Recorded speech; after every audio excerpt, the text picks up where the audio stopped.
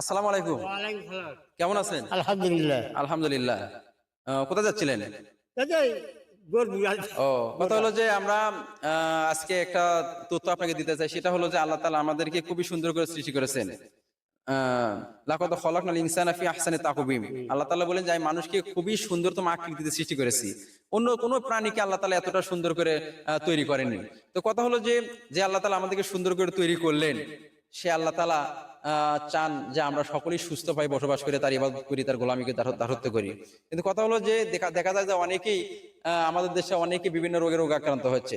তা আমরা আপনাদের একটা মেসেজ দিতে চাই, সেটা হলো যে আমরা মরিচের জমিতে বা ধানের জমিতে বিভিন্ন ধরনের কীটনাশক ব্যবহার করি।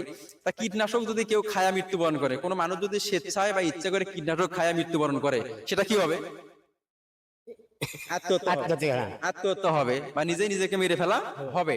কিন্তু আসলে কোনো ব্যক্তি কি নিজেকে ইচ্ছে করে মেরে ফেলতে পারবে? না, পারবে না। সেটা আল্লাহ কখনো পছন্দ করেন না।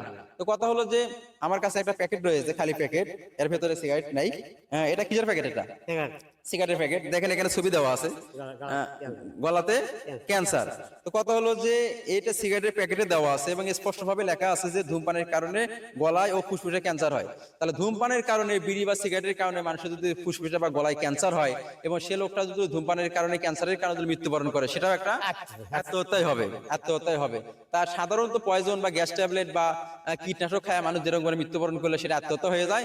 তাহলে এই বিড়ি সিগারেটের কারণে যদি কারো ক্যান্সার হয় এবং সেই ক্যান্সারে যদি কোনো লোক মারা যায়, সেটাও আত্মহত্যা হয়ে যাবে। তা যেহেতু মানুষের প্রত্যেকটা অঙ্গ প্রত্যঙ্গের অনেক দাম রয়েছে, আমি যদি আপনাকে বলি যে আমি আপনাকে 5 লাখ টাকা দেবো, আপনার ফুসফুসটা আমাকে দেন, আপনি কি দেবেন? না, আপনি দেবেন না। টাকার বিনিময়ে আপনি আপনার শরীরের কোনো অঙ্গ প্রত্যঙ্গ বিক্রি করতে চান না, বা কেউ চায় না। কিন্তু এটা দেখা যায় যে অনেকে খেলায় আমরা বিড়ি সিগারেট বিভিন্ন ধরনের নেশা করে আমরা আমাদের নিজের দেহগুলোকে নষ্ট করে দিচ্ছি। এটা অবশ্যই আমাদের কাম্য নয়।